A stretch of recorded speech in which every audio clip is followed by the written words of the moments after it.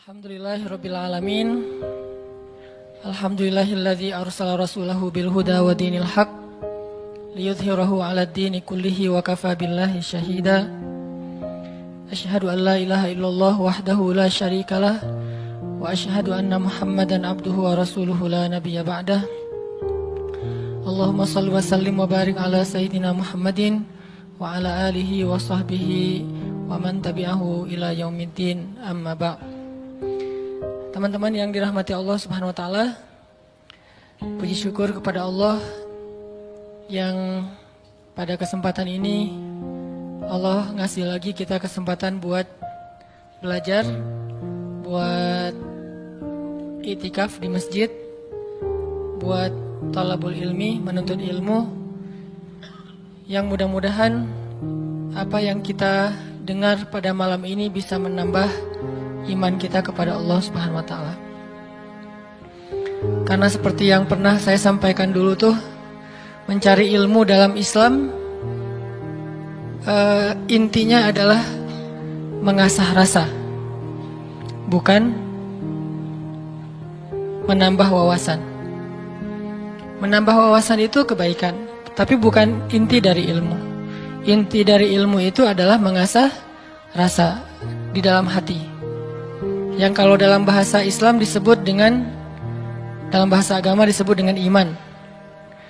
Sehingga bisa jadi seseorang tahu Al-Quran cuma satu ayat, tapi kalau dengan ayat itu dia bertambah dekat sama Allah, bertambah yakin, bertambah banyak amal solehnya, berarti dia adalah orang yang mendapatkan ilmu.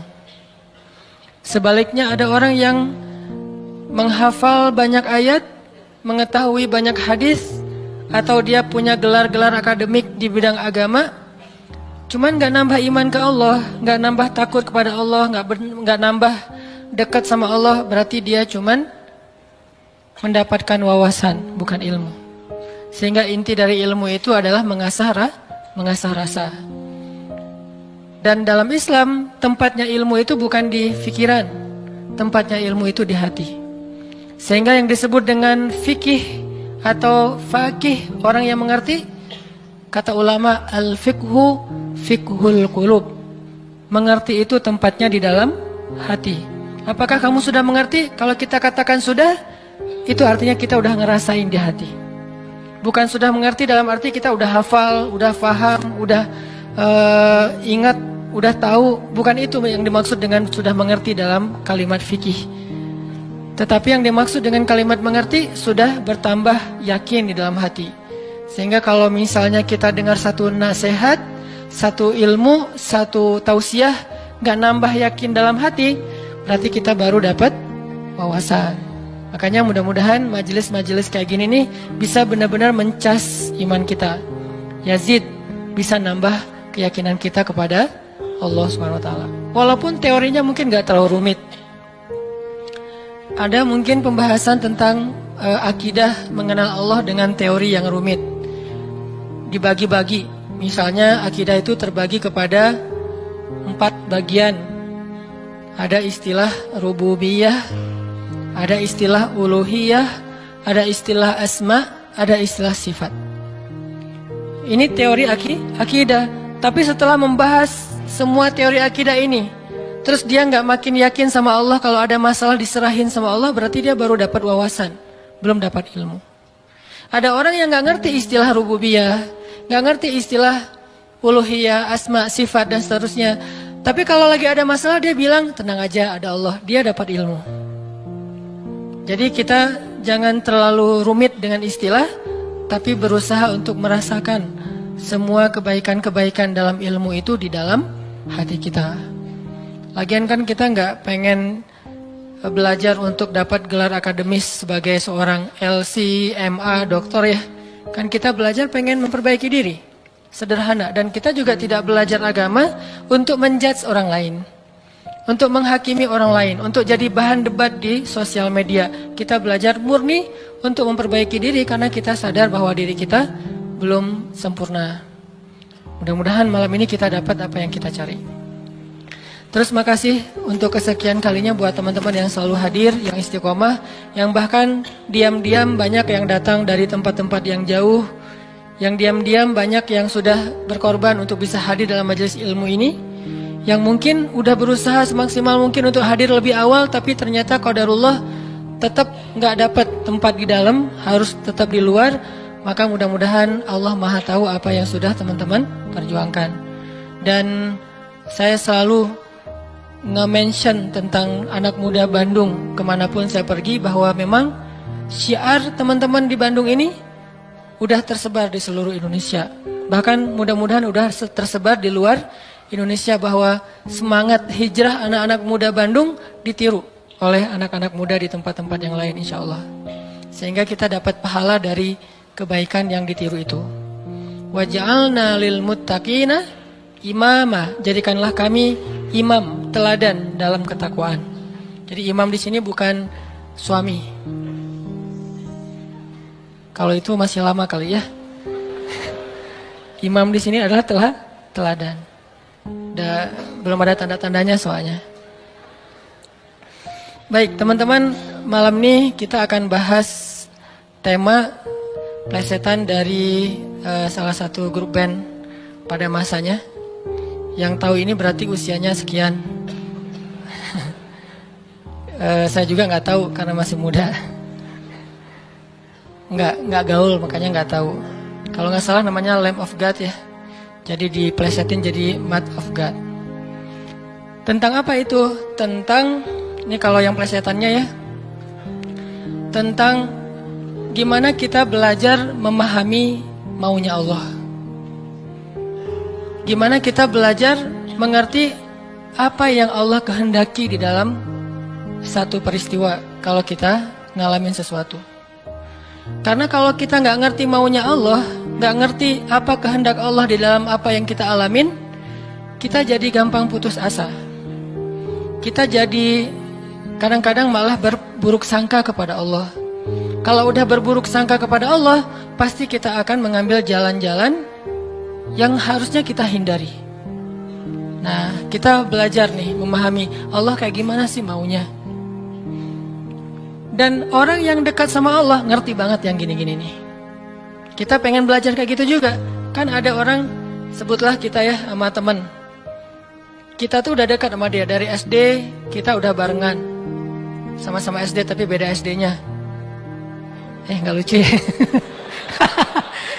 Nggak ketawa gitu.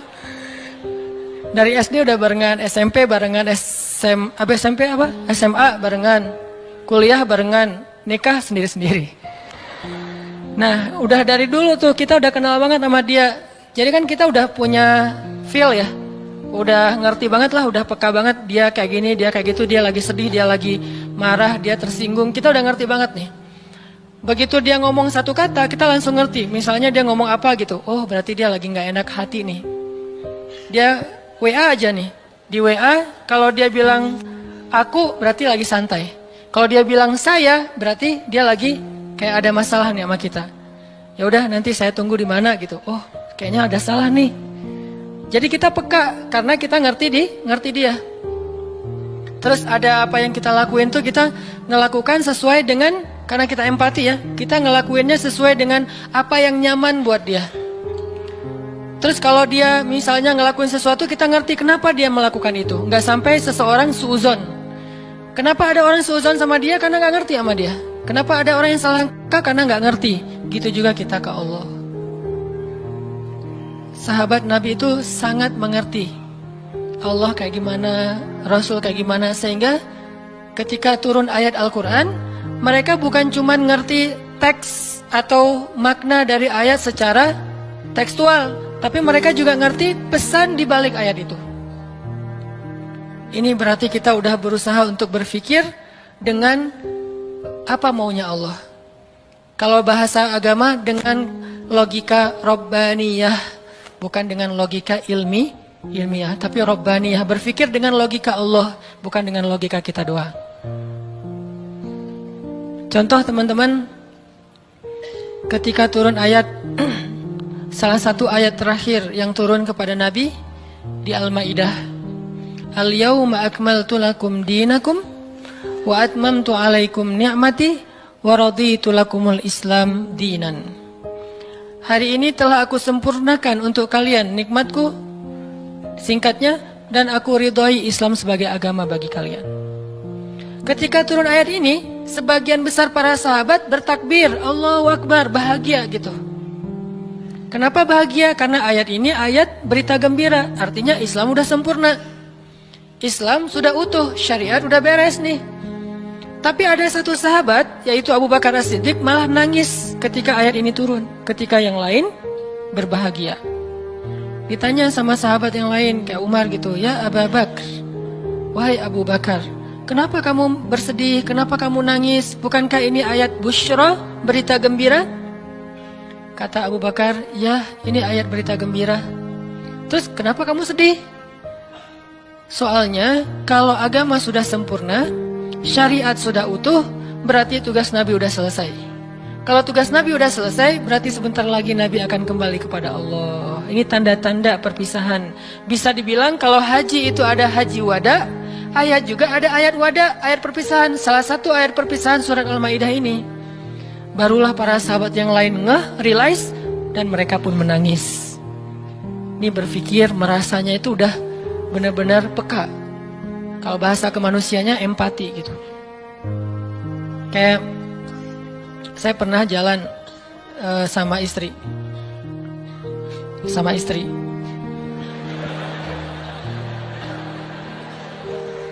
Soalnya nggak mau saya jalan sendiri, pasti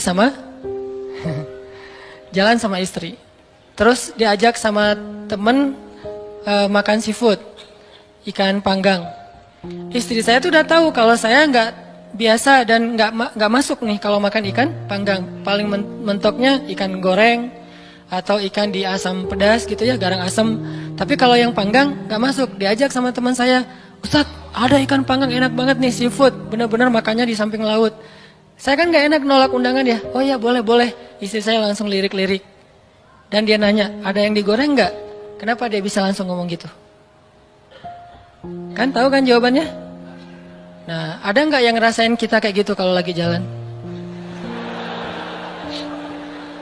Belum ya? Duh, maaf ya salah ngomong. Yang empati sama kita, yang ngerti banget kita maunya apa, nggak sukanya apa, dia langsung ngerti, langsung minta ikan goreng. Karena saya tahu saya nggak bisa makan ikan panggang. Atau ada yang ngajak makan kayak ada terasinya, ada jengkolnya. Ini enak banget nih, segala macam promo gitu. Saya diem aja. Kan nggak mungkin saya bilang saya nggak suka jengkol, nggak suka terasi. Ternyata menu favorit restoran itu justru jengkol sama terasi. Istri saya langsung mesen apa gitu. Ada telur goreng misalnya. Ini artinya udah ngerti dan berpikir, merasa dengan cara empati tadi, peka. Bisa nggak kita ke Allah kayak gitu? Sehingga ketika Allah memberi kita satu hal yang kita sebut musibah, kita sebut kayak ujian, karena kita mengerti Allah, akhirnya kita tahu harus kayak gimana. Akhirnya kita tahu gimana maunya Allah, apa yang ada di balik suatu peristiwa yang kita alamin. Ini penting teman-teman. Kenapa? Biar kita bisa belajar sabar, belajar husnuzon, dan survive dalam satu masalah. Menggunakan logika Allah. Nah, untuk itu kita coba angkat satu kisah di dalam Al-Quran yang menjelaskan tentang matematikanya Allah ini, ada di dalam surat Al-Anfal. Coba teman-teman buka surat ke-8, surat Al-Anfal. Kita tilawah beberapa ayat pertama. Kita lihat nih logika Allah ketika kayak bentrok dengan logika hambanya. Yaitu surat Al-Anfal ayat 5. Kita baca ayat 5 sampai ayat 8. Ini salah satu peristiwa ketika logika Allah kayak bentrok dengan logika manusia. Kepengennya Allah beda sama kepengennya hamba. Terus apa yang dilakukan hamba itu, terus apa hasil setelah itu? Kita coba baca ayat 5 sampai ayat 8. A'udzu billahi minasy syaithanir rajim. Silakan.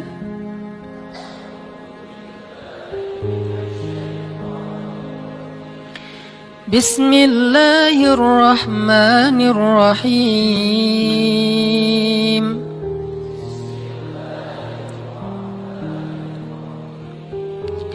Kama akhrajaka rabbuka min baitika bil haqq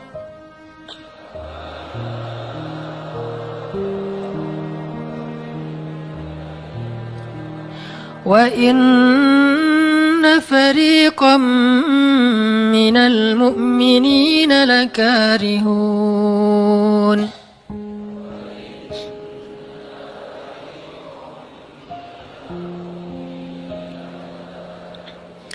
يجادلونك في الحق بعدما تبين كأنما يساقون إلى الموت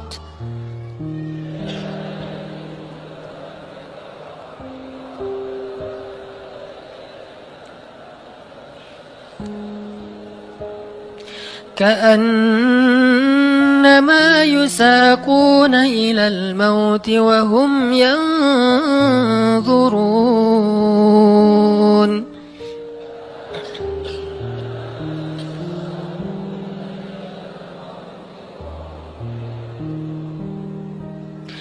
وإذ يعدكم الله إحدى الطائفتين أنها لكم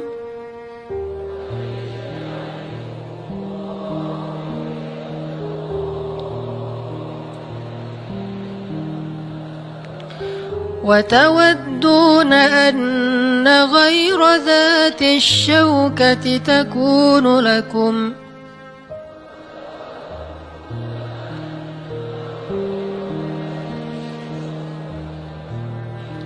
ويريد الله أن يحق الحق بكلماته ويقطع دابر الكافرين.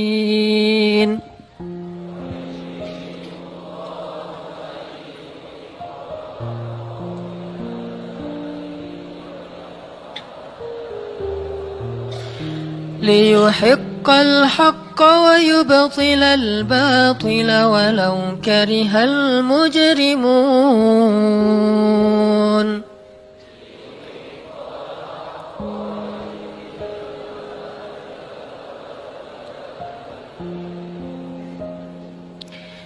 Yaitu sebagaimana Tuhan kalian telah menyuruh kalian untuk pergi dari rumah kalian dengan sebenar-benarnya. Meskipun sesungguhnya sebagian dari orang-orang yang beriman itu tidak menyukainya. Mereka membantahmu wahai Muhammad tentang kebenaran setelah nyata bahwa mereka pasti akan menang. Seakan-akan mereka dihalau kepada kematian sedang mereka melihat sebab-sebab kematian itu. Dan ingatlah ketika Allah menjanjikan kepada kalian bahwa salah satu dari dua golongan yang kalian hadapi adalah untuk kalian, sedangkan kalian menginginkan golongan yang tidak memiliki senjatalah untuk kalian. Tetapi Allah hendak membenarkan yang benar dengan ayat-ayatnya dan memusnahkan orang-orang yang menentang sampai ke akar-akarnya, agar Allah memperkuat yang hak itu Islam dan menghilangkan yang batil atau kemusyrikan, walaupun orang-orang yang berdosa itu tidak menyukainya. Shadaqallahul Azim. Ngerti teman-teman? Agak kurang jelas ya. Kenapa kurang jelas? Karena kita mungkin sebagian belum membaca kisah yang ada di dalam ayat ini. Salah satu tips paling gampang kalau kita pengen ngerti ayat Al-Quran, baca dulu sejarah yang berkaitan dengan ayat itu.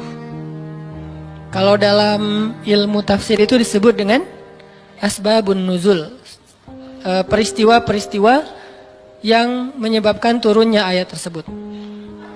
Contohnya surat Al-Anfal. Kalau teman-teman pengen ngerti surat Al-Anfal, coba sebelum baca surat Al-Anfal, baca dulu peristiwa Perang Badar secara lengkap. Nanti di buku sejarah tuh ada Perang Badar, cari yang paling tebal, biar nanti pas kita baca detail, banyak hal-hal kecil yang kita jadi ketahuan. Baca peristiwa Perang Badar, setelah berkali-kali baca udah ngerti banget, kayak nonton film berkali-kali sampai hafal. Setelah itu coba baca surat Al-Anfal. Pasti beda. Seolah-olah kita ngalamin ketika ayat itu turun. Itulah bedanya sahabat sama kita. Mereka lebih mengerti Al-Quran karena mereka ngalamin. Nah kita kan cuma membaca teks sejarah, tidak mengalami. Tapi kalau kita baca sejarah berkali-kali lalu baca Al-Anfal, itu akan lebih berasa. Itu yang saya alami. Nah termasuk ayat yang tadi kita baca. Apa sih yang terjadi sampai turun ayat kayak gini? Yang terjadi dulu di tahun kedua setelah Nabi hijrah ke Madinah, orang-orang Mekah yang dipimpin oleh Abu Sufyan mau berdagang ke Syam. Apa yang mereka bawa dalam karavan dagang? Harta-harta orang Islam yang dirampas ketika orang Islam hijrah ke Madinah. Jadi kayak misalnya Abu Bakar hijrah ke Madinah, harta Abu Bakar yang ditinggalin di Mekah itu dirampas sama Abu Sufyan. Terus ada Suhaib bin Amr Ar-Rumi hijrah ke Madinah. Semua harta yang ditinggalkan di Mekah, pasarnya, ladangnya, ternak-ternaknya diambil oleh Abu Sufyan lalu didagangkan ke Syam. Nah setelah 2 tahun kaum muslimin berada di Madinah, dapat kabar nih kalau Abu Sufyan dan karavan dagangnya baru pulang dari Syam membawa keuntungan hasil dagang harta kaum muslimin yang dirampas di Mekah. Berarti yang dibawa oleh Abu Sufyan harta siapa? Harta kaum muslimin ya, harta sahabat.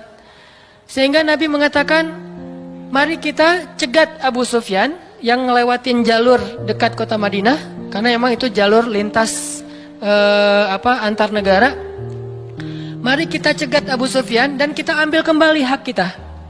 Itu tawaran Nabi kepada orang-orang Muhajirin. Makanya bisa dibilang perang Badar ini perang khusus buat orang Muhajirin. Orang Ansor nggak boleh ikut. Karena awalnya juga pengen ngambil harta orang Muhajirin. Itu skenario awal. Mencegat karavan dagang untuk mengambil kembali hak mereka. Yang namanya karavan dagang kan nggak banyak pengawal. Beda dengan pasukan perang. Paling-paling pengawalnya 10-20 dibandingkan sahabat yang 300 orang, ini kecil.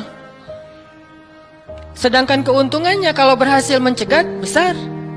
Jadi tantangannya, resikonya kecil, keuntungannya besar. Ini skenario awal. Sehingga para sahabat semangat. Udah 2 tahun kita kelaparan, udah 2 tahun kita nggak punya apa-apa, bergantung kepada orang Ansor, nggak enak sama orang Ansor. Masa makan terus di rumah orang? Nah sekarang kebetulan harta kita lewat nih, ya udah kita rampas lagi. Itu skenario awal. Udah siap-siap nih, udah siap-siap mau berangkat jalan. Tengah jalan, Abu Sufyan dapat berita, kan pakai mata-mata gitu, dapat berita bahwa kaum muslimin mau mencegat. Akhirnya Abu Sufyan langsung nelpon Abu Jahal. Jahal gitu.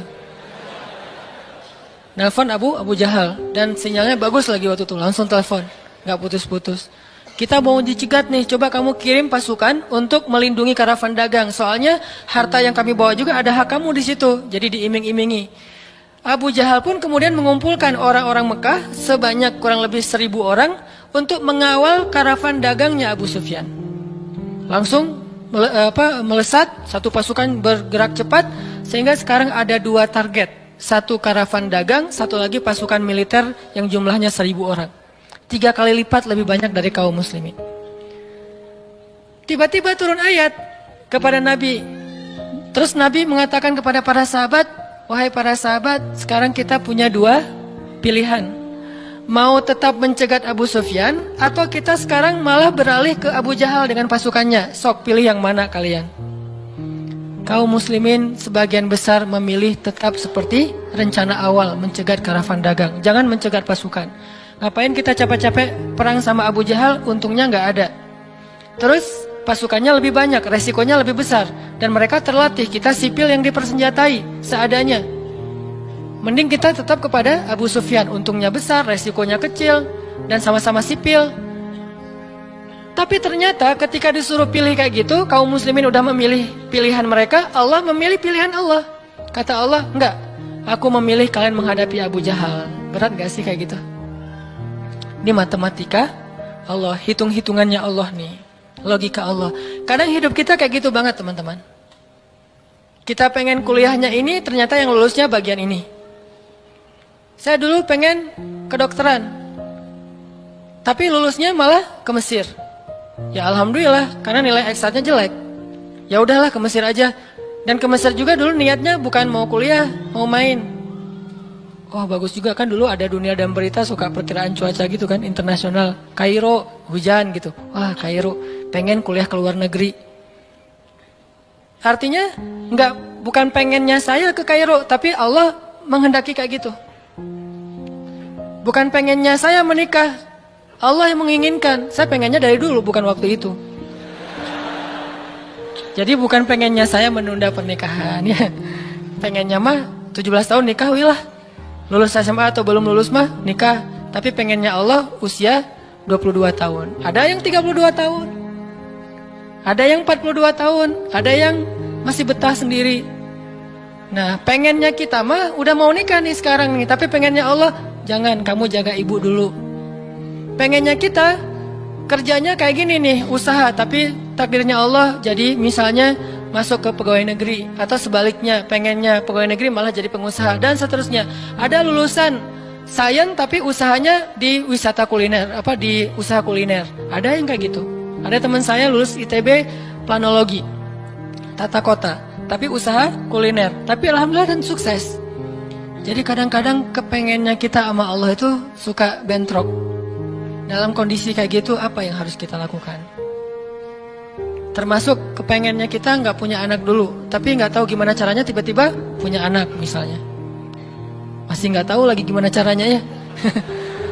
Kan ada tuh udah nikah, kita jangan punya anak dulu ya, karir dulu ya aja, tapi ternyata nggak ada ikhtiar, pasrah gitu ya, akhirnya punya anak misalnya. Kan bukan kepengennya kita. Atau pengen punya anak tapi belum punya aja, udah 15 tahun menikah belum punya anak. Kayak Nabi Zakaria, gimana nih? Ketika apa yang kita inginkan dengan apa yang Allah inginkan, kesannya bentrok. Itulah yang terjadi kepada kaum muslimin dalam perang Badar. Mereka pengen Abu Sufyan, Allah pengen Abu Jahal. Sehingga Allah katakan di ayat 5-nya, wa inna fariqam minal mu'minin lakarihun. Walaupun sebagian orang-orang yang beriman itu karihun, gak suka. Sehingga pada diam-diam mereka sebetulnya ngeluh gitu. Kenapa ya jadi berubah gini? Tahu gini dari awal gitu kan ya. Mulai desas-desus di antara kaum muslimin. Karihun, tidak suka dengan pilihan ini, gak suka dengan tawaran ini. Inilah yang terjadi. Dan kita kadang-kadang juga karihun dengan kehendak Allah. Karihun, kenapa sih harus kayak gini? Kenapa sih saya hidupnya gini-gini amat? Kenapa saya yang diperlakukan kayak gini? Kenapa? Dulu ada satu tips, katakan saja la'allahu khair. Ya mudah-mudahan ada kebaikan di sini. Yang penting saya udah ikhtiar, jadinya kayak gini, ya udah jalanin aja. Saya udah ikhtiar, jadinya sama dia, ya udah jalanin aja. Mudah-mudahan la'allahu khair. Nah ini kita coba nanti lanjutkan lagi kisah perang Badar. Terus kita coba lihat hubungannya dengan hidup kita tuh kayak gimana. Mudah-mudahan kita bisa tahu apa yang harus kita lakukan kalau keinginan kita dan keinginan Allah kadang-kadang seperti bentrok. Kita sholat isya dulu ya. Bismillahirrahmanirrahim. Teman-teman yang dirahmati Allah Subhanahu wa taala, tadi kita bahas tentang gimana kadang-kadang kondisi ketika keinginan kita sama maunya Allah itu nggak ketemu. Kita dalam contoh sehari-hari aja, misalnya mau main, ternyata lapangannya becek misalnya. Kalau buat anak-anak BMX atau skate mau ngetrik, ternyata lagi cedera. Atau mau jalan sama seseorang, hujan misalnya. Apain lagi?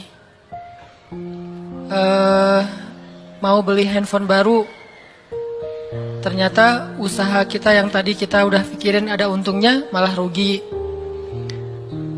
Mau jalan-jalan keluar kota, pasangannya sakit. Dan banyak, kadang-kadang penyebabnya sepele banget, tapi bikin kita kecewa. Nah gimana caranya kalau kondisinya kayak gitu? Sama kayak para sahabat dulu dalam perjalanan umroh.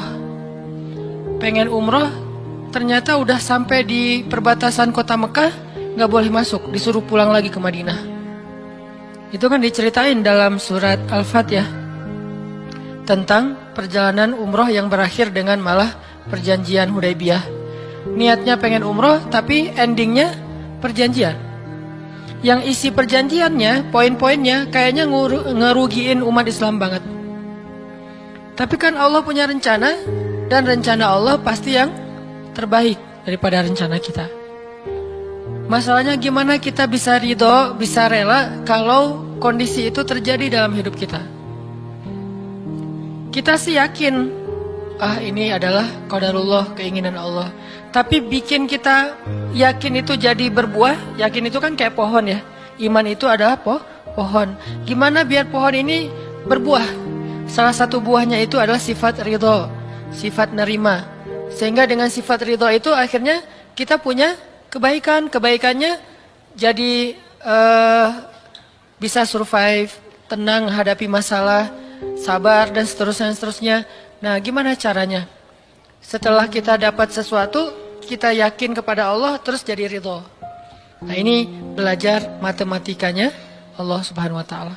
Dan itulah yang terjadi dalam perjanjian Hudaybiyah, terjadi kepada Siti Maryam yang tadi dibacain suratnya. Maryam gak pengen punya anak tanpa suami. Kalaupun harus punya anak, nikah dulu. Tapi Allah punya rencana lain. Rencana manusia punya anak setelah nikah. Lagian Maryam lagi belum siap menikah nih. Belum ada cowok yang pantas buat Maryam. Justru karena itulah Allah beri dia anak tanpa laki-laki, tanpa suami. Kenapa? Gak ada suami yang pantas buat Maryam. Mungkin satu-satunya lelaki yang pantas buat Maryam cuma Nabi Muhammad. Tapi kan beda zaman. Masa Maryam harus nunggu Nabi Muhammad 300 tahun lagi kan ya? Nah, ternyata karena nggak ada yang pantas buat dia, akhirnya dia punya anak tanpa harus melalui seorang suami. Mungkin kita terlalu soleh sehingga nggak ada yang pantas buat kita. Pantasnya cuma bidadari, ya udah di akhirat nikahnya. Husnuzannya mah ya. Mungkin di atas nih nggak ada yang pantas jadi imamnya, soalnya terlalu solehah. Jadi imam juga kayak ragu gitu. Aduh, ngimamin dia, hafalannya udah luar biasa, bacaannya lebih bagus, guru tahsin lagi tuh. Saya baru belajar pratahsin, masa mau jadi imam seorang cewek yang guru tahsin? Karena dia terlalu keren, akhirnya nggak ada yang pantas buat dia nih. Maryam kayak gitu banget. Karena terlalu keren, terlalu soleh, sampai ulama aja ragu Maryam ini nabi atau bukan gitu. Sehingga ada dua pendapat ulama, sebagian bilang Maryam bukan nabi, orang soleh. Tapi ada ulama yang bilang Maryam itu emang nabi, satu-satunya nabi dari cewek. Satu dari 4 perempuan yang sempurna. Dan di antara 4 itu kayaknya menurut sebagian ulama Maryam nomor 1 tuh. Walaupun secara usia Asia, Maryam, Khadijah, Fatimah, tapi Maryam itu paling keren lah.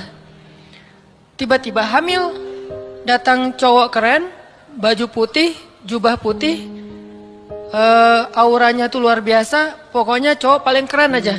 Sampai Maryam kaget dan berta'awuz.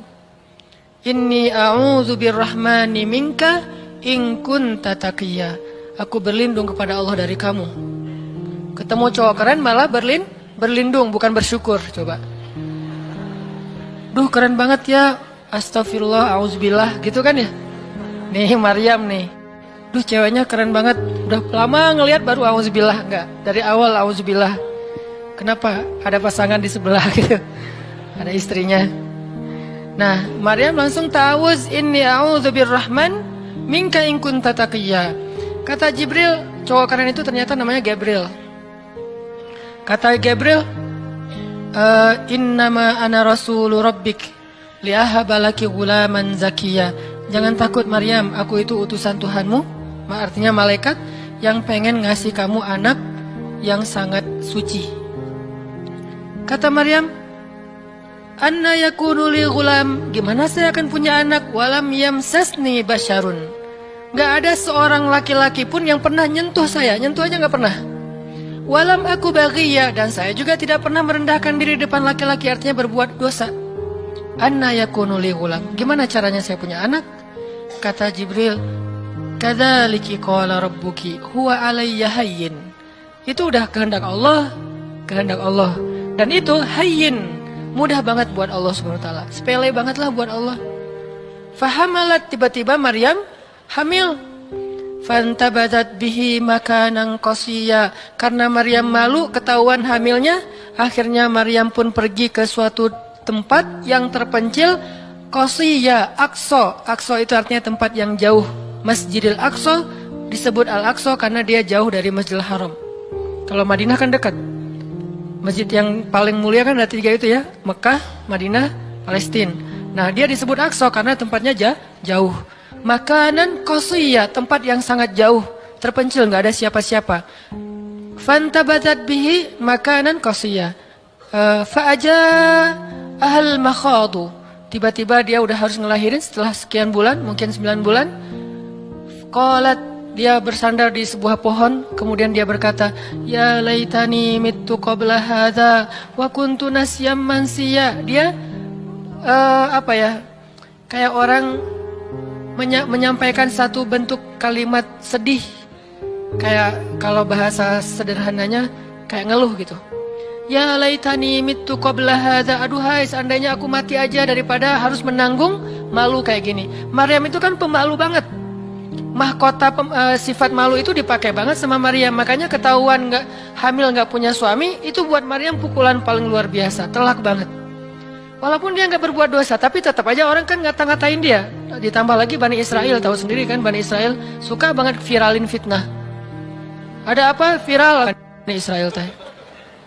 Maryam hamil di luar nikah, viral. Semua orang ngomongin mana Maryam. Terus rumahnya tuh dilemparin batu karena dianggap sebagai pembawa sial bagi Bani Israel. Dasar Maryam ngaku-ngakunya suci, sok suci segala macam. Sehingga Maryam bilang, ya laitani mittu qabla hadza. Aduhai seandainya saya mati aja sebelum ini terjadi pada saya.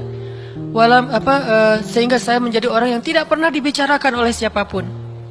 Sedih. Berarti pengennya Maryam beda dengan pengennya Allah. Secara emosional, secara manusiawi, secara fitrah ada penolakan dan itu manusiawi. Maryam menolak.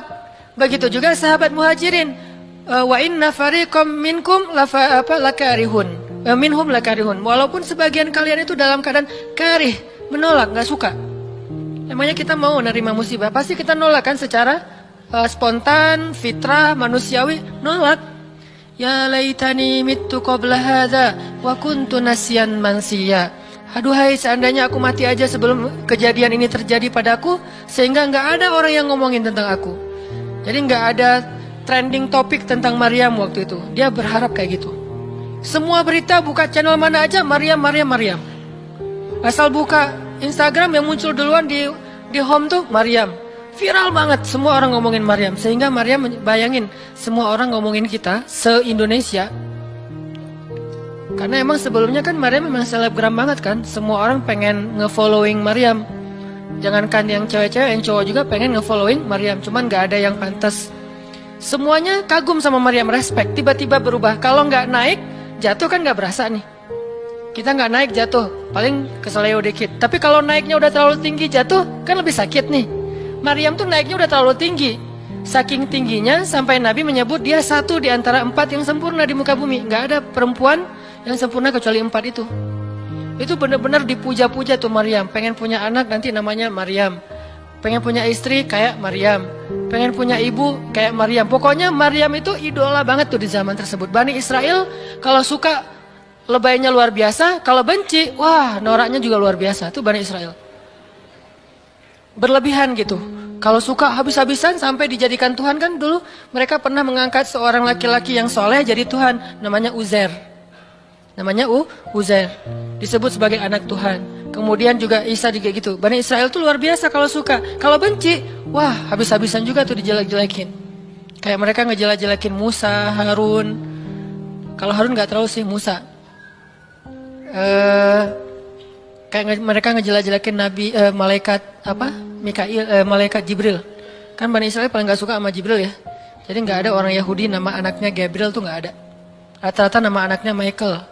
Karena mereka senang banget sama Mikail, gak suka sama Jibril. Kenapa? Jibril itu kalau turun pasti bawa perintah. Wahyu kan? Jibril mah hese, bawa perintah wae gitu.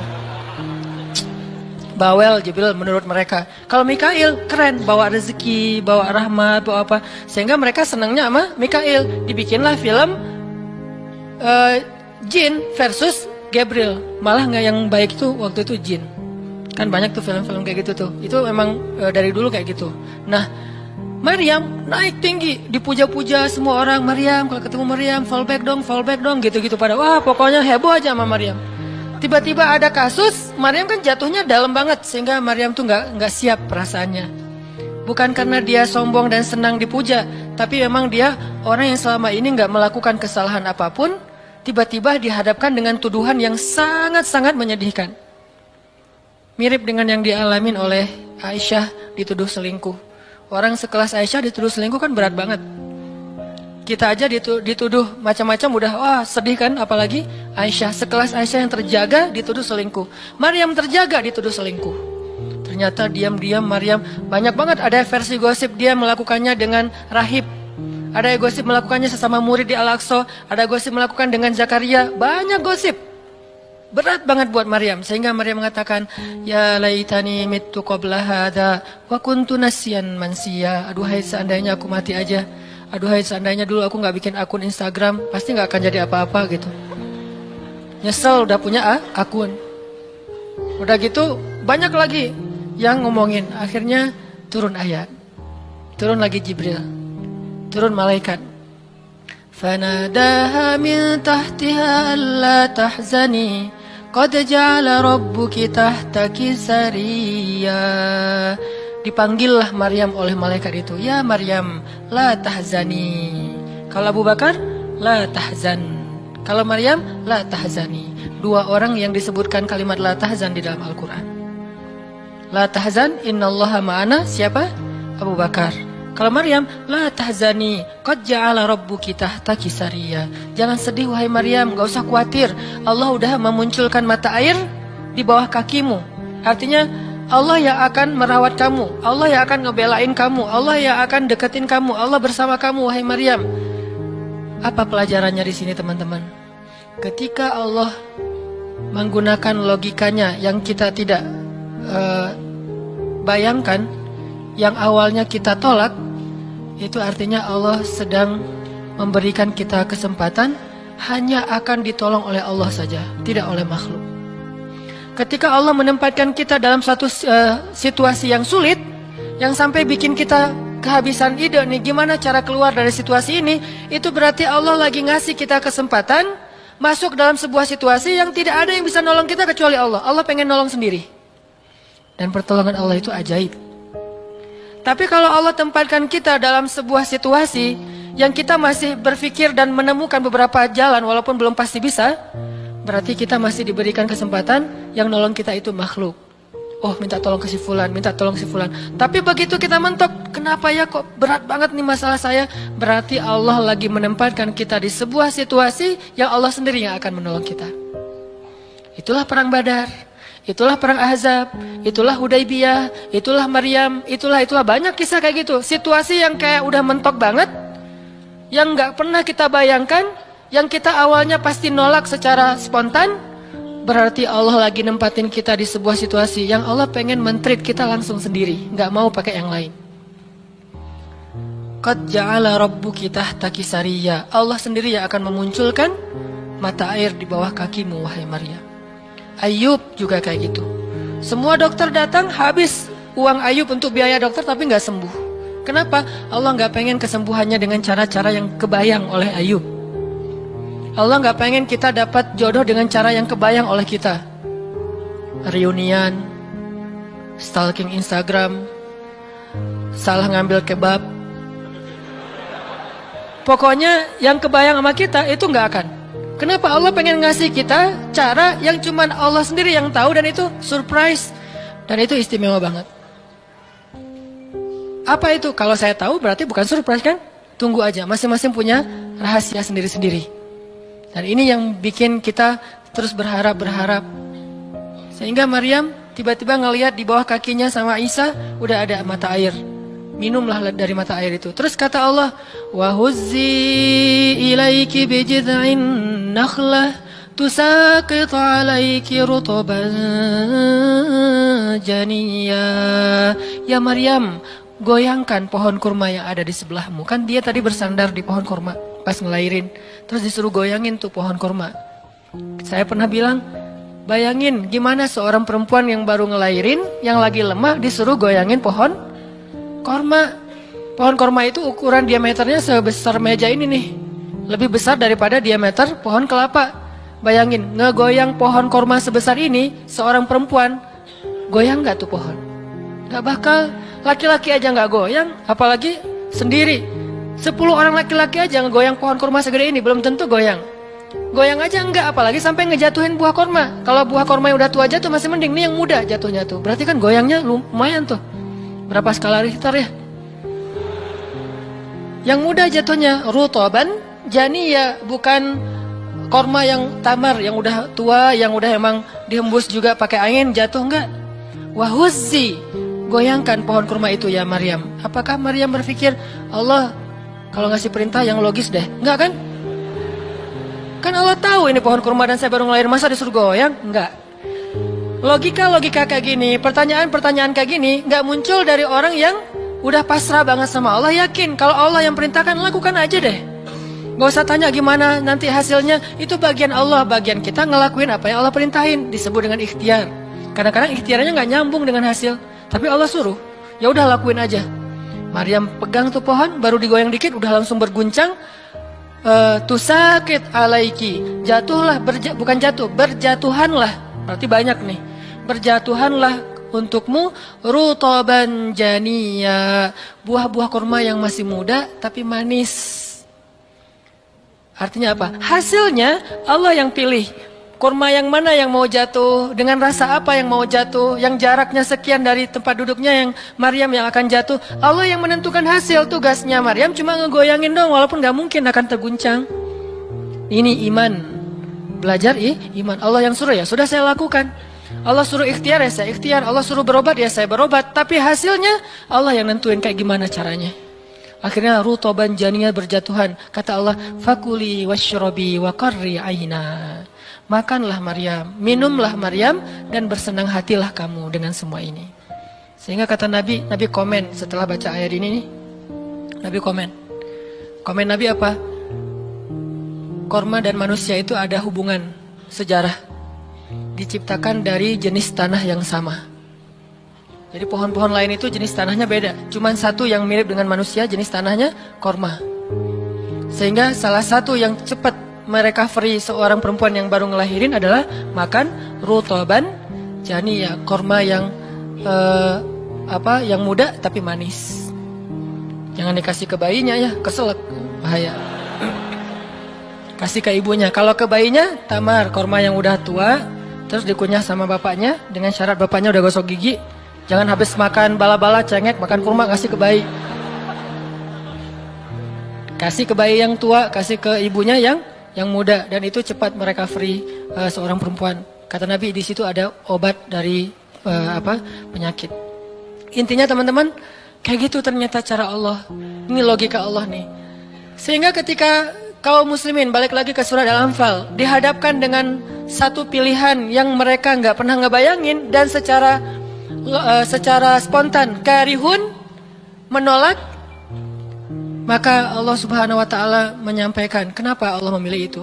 Karena kata Allah, tujuan dalam pencegatan ini bukanlah mengambil harta, tetapi untuk menunjukkan mana yang benar, mana yang batil. Ya sudahlah, daripada menentang Allah, sami'na wa ta'na, ikut. Walaupun sebetulnya hatinya masih karihun, gak rela gitu. Ikutlah pilihan Allah dan Rasul. Mereka pun ganti rute, dari yang tadi rute mau mencegat Abu Sufyan, sekarang rute kepada Abu Jahal. Mulai ngutus mata-mata Abu Jahal, berapa pasukannya segala macam, bermalam di sebuah tempat di daerah situ. Malamnya Nabi itu nggak bisa tidur. Nabi sepanjang malam beristighosah. Jadi istighosah itu teman-teman salah satu di antara sunnah-sunnah Nabi SAW. Apa istighosah artinya? Doa yang sangat lama. Nabi malam itu sama Abu Bakar berdua nggak tidur, yang lain pada tidur kan, besok mau perang nih. Malam ini mereka tidur, besok mau tanding aja disuruh tidur kan ya. Apalagi besok mau perang, tidur, wajib tidur. Yang belum tidur pokoknya pura-pura tidur aja. Kayak kita besok mau akad kan harus tidur ya, walaupun susah tidurnya.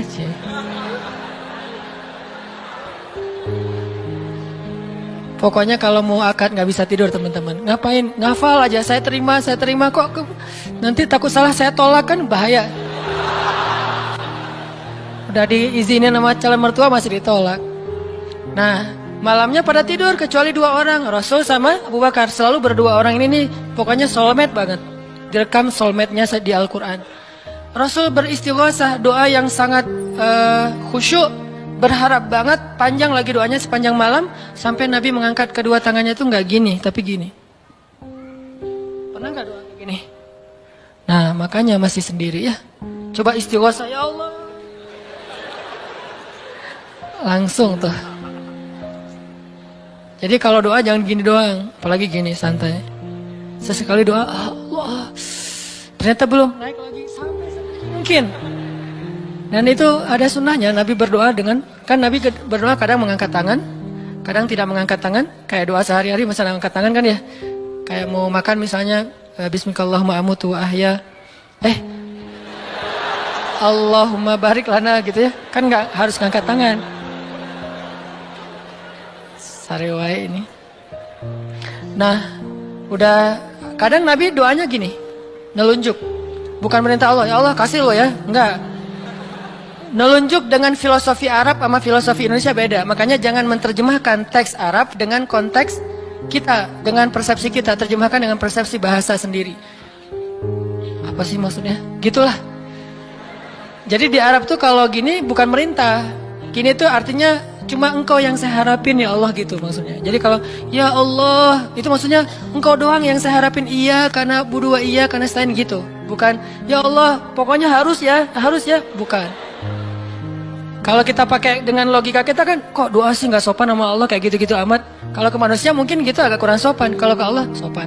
Bisa gini, bisa biasa aja, bisa gini. Gini juga ada beberapa level. Ada yang gini sampai ke paling atas. Biasanya yang paling atas tuh bab jodoh sih. Kalau bab kuliah masih gini, kerja, giliran jodoh paling tinggi. Apalagi kalau udah jodohnya balikan sama mantan tuh kayaknya naik kursi. Lebih tinggi lagi. Jadi malam itu Nabi beristighosah sampai syal beliau jatuh, nangis, janggut beliau basah dengan air mata, nangis panjang malam, ya Allah jika besok kami kalah perang, terbunuh semua, mungkin di muka bumi ini nggak akan ada lagi orang yang menyebut la ilaha illallah. Abu Bakar ngambil rida syalnya Rasul ditaruh lagi. Cukup bagimu ya Rasulullah, cukup ya Rasulullah. Allah udah mendengar. Abu Bakar menenangkan Rasul, tapi Rasulullah terus saja gitu. Kayak kita lagi doa kata teman, udah Allah udah dengar. Taruh dulu. Kalau kita mah gitu ya. Nah, tapi jangan dibayangin gitu. Rasulullah pasti khusyuk banget, nggak kayak kita. Udah selesai berdoa, pagi-pagi sahabat riuh. Innalillah gitu. Kalau kita kan innalillah pasti ada yang meninggal ya. Siapa yang meninggal? Enggak, innalillah itu musibah, enggak harus selalu orang meninggal. Ya Rasulullah maafkan kami. Kenapa? Ternyata sebagian para sahabat malam itu digoda oleh syaitan sehingga semua pada mimpi basah. Maaf. Tapi kayak gitu emang sejarahnya. Bukan semua, sebagian besarnya mimpi basah. Sehingga pas bangun mereka dalam keadaan junub, kotor, tidak suci, tapi nggak ada air. Untuk wudhu aja kurang, apalagi untuk mandi. Dan mandi junub kan harus semuanya. Sedangkan besok mereka mau berperang melawan musuh dalam keadaan tidak suci. Ini kayak pertanda buruk gitu. Dan mereka merasa mentalnya makin drop. Tiba-tiba Allah beri ketenangan buat mereka. Turun air hujan. Malam itu hujan turun. Hujannya hujan lokal lagi. Camp kaum muslimin hujan. Camp orang kafir enggak. Hujan. Nyebrang-nyebrang. Hujan enggak. Yang mainnya di Indonesia gitu. Di camp kaum muslimin hujan, di campnya orang kafir nggak hujan. Akhirnya pada mandi, alhamdulillah, Allah Akbar. Itu nanti ada ayatnya setelah itu. Coba nanti baca lagi halaman kedua. Ketika ada adegan hujan segala macam, itu ceritanya kayak gitu. Akhirnya makin mantap, alhamdulillah bisa mandi, wudhu, minum. Baru mereka yakin bahwa ini adalah benar-benar perintah Allah. Nah hidup kita tuh kalau kita ngejalanin hal-hal kayak gini, kita bakalan kayak lagi jalan bareng Allah. Sehingga nanti kita akan banyak ngelihat keajaiban-keajaiban Allah. Kalau kita nggak pernah masuk dalam situasi ini, kita tuh kenal Allah cuma dari kata orang, nggak pernah jalan bareng. Kita kayak kenal seseorang, tapi kata teman kita. cuma lihat postingannya doang, tapi nggak pernah jalan bareng, jadi nggak kenal dekat gitu, dan nggak akan dapat feel. Begitu juga kita kenal Allah. Kalau kita kenal Allah hanya dalam situasi normal, wajar, nyaman, berarti kita kenal Allahnya cuma dari katanya, cenah. Nggak pernah ngalamin sendiri. Begitu kita dihadapkan dengan situasi kayak gini, berarti kita lagi diajak Allah jalan bareng. Yuk jalan bareng saya. Siap ya Allah. Hah? Banyak kejutan-kejutan, banyak yang bikin kita kaget. Kenapa? Karena kita jalannya dengan zat yang maha kuasa. Dia akan tunjukin kekuasaan-kekuasaannya. Dan kekuasaan Allah yang paling luar biasa ditunjukin justru dalam kesulitan. Kalau dalam normal nggak luar biasa namanya. Kayak kita sama teman kita, dia ngasih kita hadiah atau pinjam duit 100.000 pas kita lagi awal bulan. Kan biasa aja ya. Coba kalau dia pinjemin duit 50.000 pas akhir bulan. Kan luar biasa kan? Jadi makin kita sulit, Allah tunjukin kekuasaannya, di situ kita makin lihat gimana kita tuh bergantung banget sama Allah. Emang Allah bikin skenarionya kayak gitu. Sehingga kalau kita teman-teman dihadapkan atau dikondisikan sama Allah dalam suatu keadaan yang kita nggak siap, yang kita nolak, yang kita berontak, tapi di sisi yang lain kita yakin ini ketentuan Allah, belajar meyakini, oh Allah lagi ngajak saya jalan nih. Allah lagi ngajak saya jalan biar lebih kenal sama Allah. Biar Allah nunjukin langsung. Satu, kedua niatin juga, oh Allah pengen memperlakukan saya khusus, nggak mau pakai yang lain, berdua aja biar Allah yang menolong saya. Karena udah nggak bisa ngarap siapa-siapa. Akhirnya kaum muslimin pun melakukan peperangan Badar, duel dulu nih. Jadi ada kayak tarung dulu 3 orang dari kaum muslimin, 3 orang dari orang kafir. Tarung salah satunya jagoannya Nabi, kesayangan dan kebanggaan Nabi banget, anak muda yang bernama Ali bin Abi Thalib. Ali maju kalah musuh, terkapar 3-3-nya mati. Kaum muslimin bertakbir, ahadun ahad. Yel-yel yang dipakai oleh Bilal dulu di Mekah dipakai oleh kaum muslimin. Menanglah perang Badar. Dan dalam peperangan itu Allah tunjukkan yang luar biasa, kaum muslimin ditolong oleh makhluk yang turun dari langit berbondong-bondong, terbang menyambar dengan pakai ikat kepala berwarna hijau. Malaikat. Jadi ada khusus malaikat yang tugasnya sebagai malaikat militer. Ini malaikat angkatan udara nih. Malaikat militer. Kalau yang tadi kan di Maryam angkatan darat. Jadi ngasih korma segala macam. Ini angkatan udara. Nyambar dari atas, bayangin. Kaum muslimin lagi perang, tiba-tiba serangan udara, kan luar biasa tuh. Dan ini pertolongannya munculnya kenapa? Karena kaum muslimin memilih pilihan Allah, menggunakan logika Allah. Di logika itu, di jalan itu, di kondisi itu, Allah bakalan nunjukin banyak keajaiban. Kalau kita pengen lihat keajaiban, belajarlah untuk bersabar kalau kita tiba-tiba berada dalam kondisi kayak gitu. Kalau enggak, kita enggak akan pernah melihat keajaiban dan kebesaran Allah. Tiba-tiba datang malaikat nyamber, terus pergi lagi, nyamber lagi. Itu berbondong-bondong tuh, ribuan malaikat. Ngapain sih kok banyak banget ribuan malaikat? Sebetulnya satu malaikat juga ngehembus kan habis tuh orang kafir ya. Ya apaan sih orang-orang, habis kan ya? Gampang kan buat malaikat, kenapa sampai ribuan? Kata Allah alasannya bukan untuk ngancurin orang kafir. Alasannya untuk meneguhkan orang beriman.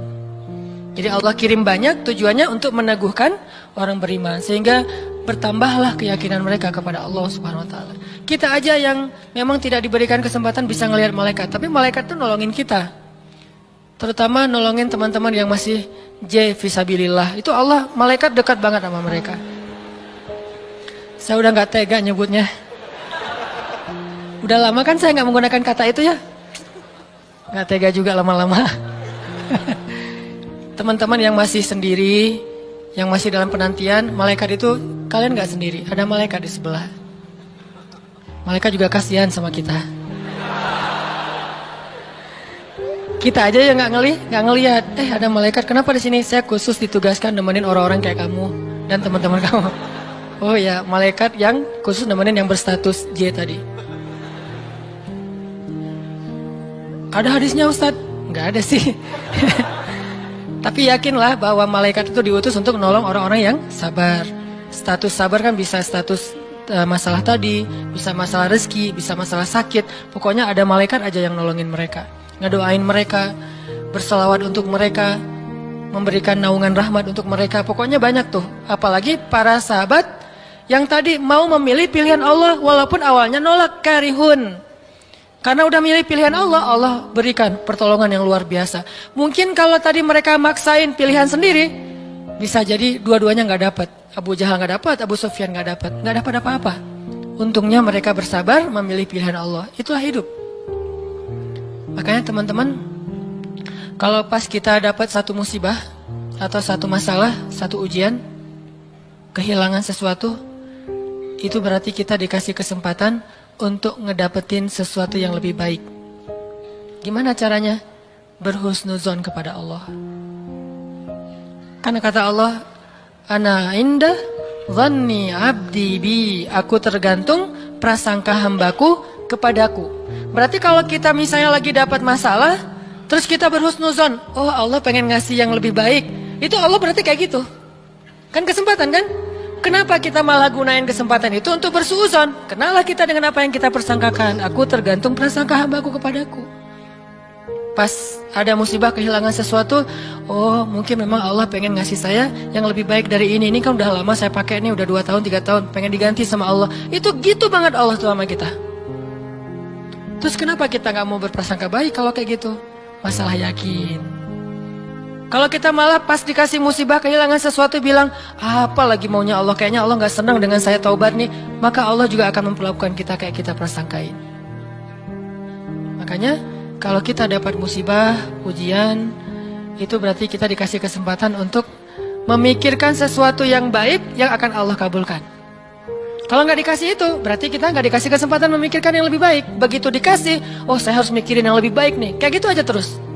Apapun musibahnya. Termasuk yang tadi, gagal dalam hubungan, diputusin atau ditolak. Kita mikirin, oh berarti Allah mau ngasih yang lebih baik dari dia. Ternyata tetap ujung-ujungnya dia juga. Kok bisa?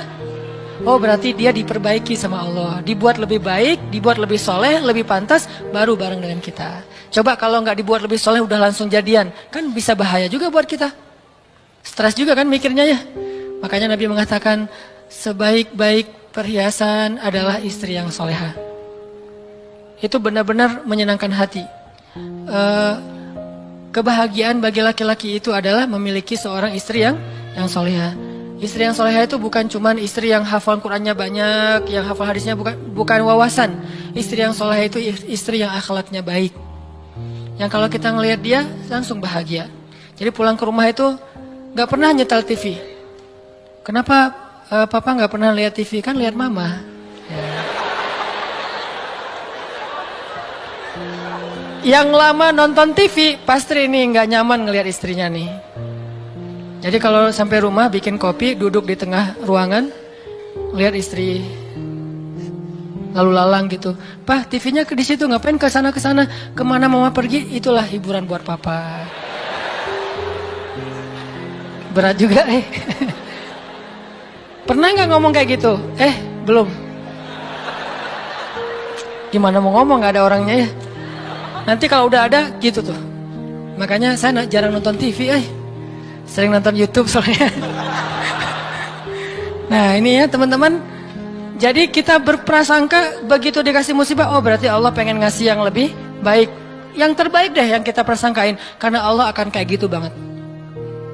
Inilah rahasia matematika Allah. Ya Allah berlakukan kepada Ahlu Badar. Ya Allah berlakukan kepada para sahabat yang berjanjian Hudaybiyah, Bai'atul Ridwan. Ya Allah berlakukan kepada Siti Hajar, Maryam, dan banyak lagi kisah-kisah yang benar yang disebutkan di dalam Al-Quran. Mudah-mudahan nambah yakin kita. Kita bukan minta musibah, tapi emang itu fitrah kehidupan manusia. Udah kayak gitu sunatullah. Semua yang hidup pasti dikasih ujian. Jangankan orang biasa, jangankan orang beriman, orang biasa aja dikasih ujian. Apalagi beriman. Beriman itu pasti dikasih ujian sama Allah. Cuman karena ujian itulah Allah memperlakukannya lebih istimewa daripada orang lain. Jadi siapa orang yang paling istimewa di mata Allah? Yang paling banyak diuji. Jadi jangan pede dulu bahwa kita lebih istimewa di mata Allah gara-gara kita ibadahnya lebih bagus dari teman kita. Bisa jadi teman kita nggak tahajud. Bukan berarti nggak perlu tahajud ya, tahajud keren, bagus, luar biasa.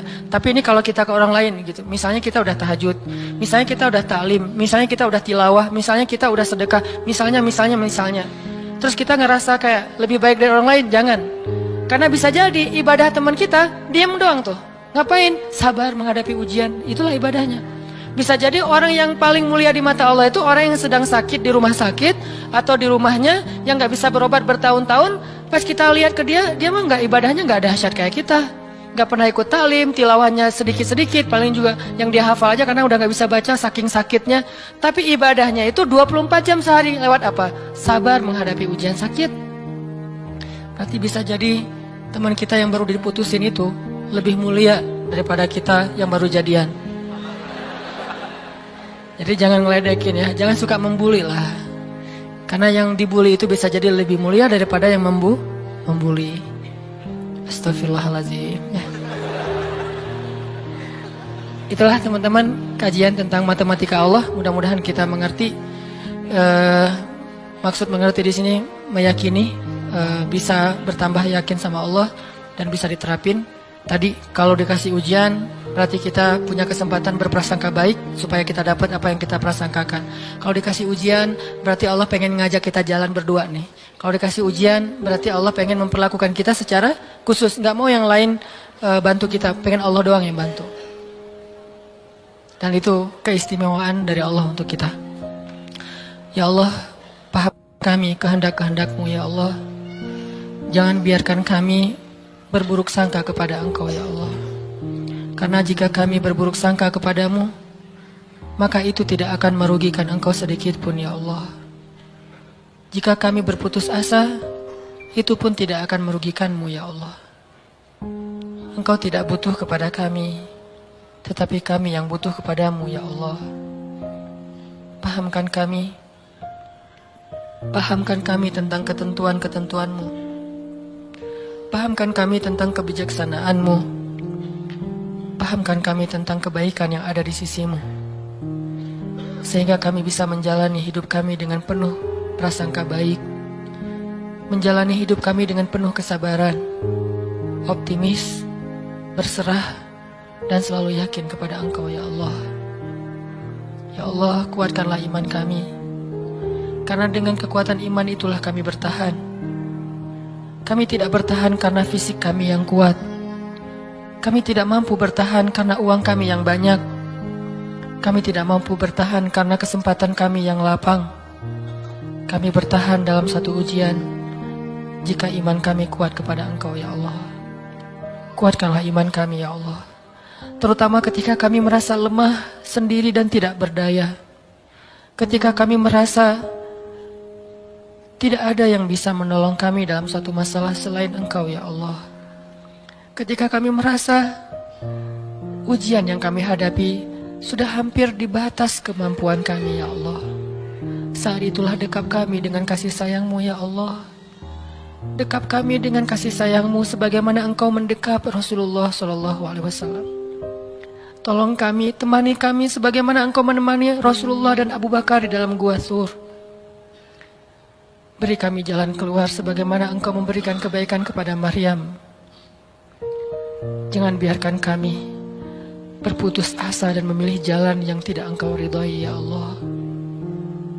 Kami takut dan kami berlindung kepadamu dari nafsu diri kami sendiri ya Allah. Kami berlindung kepadamu dari kelemahan diri kami sendiri ya Allah. Kelemahan yang membuat kami tidak lagi berharap kebaikan di sisi-Mu. Kelemahan yang dalam diri kami yang membuat kami tidak mau lagi berikhtiar. Kelemahan dalam diri kami yang membuat kami berputus asa. Kami berlindung kepadamu dari kelemahan itu ya Allah. Fahamkan kami.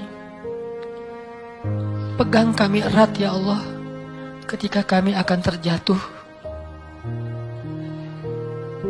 Justru kami sangat membutuhkan-Mu saat itu ya Allah. Kami sangat membutuhkan-Mu saat itu ya Allah. Janganlah Engkau tinggalkan kami di saat-saat kami paling lemah. Janganlah Engkau tinggalkan kami di saat kami gamang dan bingung. Bukankah Engkau berfirman, Alam yajidka yatiman fa'awa wa wajadaka dhallan fahada wa wajadaka ailan faghna. Engkau yang menemani orang yang merasa yatim sendiri. Engkau yang memberi petunjuk kepada orang yang bingung dan tidak tahu arah. Dan Engkaulah yang mencukupkan orang-orang yang kekurangan dan kelaparan. Temani kami ya Allah. Beri kami petunjuk ya Allah. Cukupkanlah kami ya Allah. Kami mohon ya Allah. Genggamlah hati kami ketika kami dalam keadaan rapuh. Ketika kami dalam keadaan galau. Ketika kami dalam keadaan lemah. Ilahana, jangan lepaskanlah ikatanmu kepada kami. Jangan lepaskan pandangan kasih sayangmu atas kami. Jangan lepaskan dekapanmu dari kami ya Allah. Janganlah Engkau turunkan baroahmu kepada kami, sebagaimana Engkau turunkan baroah kepada orang-orang yang Engkau murkai. Jangan Engkau biarkan hidup kami istidraj kepada kehancuran, sebagaimana Engkau pernah mengistidrajkan orang-orang yang Engkau benci. Sayangi kami ya Allah. Dekatkan kami kepadamu ya Allah. Itulah yang paling berharga dalam hidup kami ya Allah. Kadang kami bisa menjauh dari seseorang yang kami sayangi. Kadang kami bisa kekurangan dari hal-hal yang kami butuhkan. Kadang kami bisa merasa lemah dan tidak berdaya.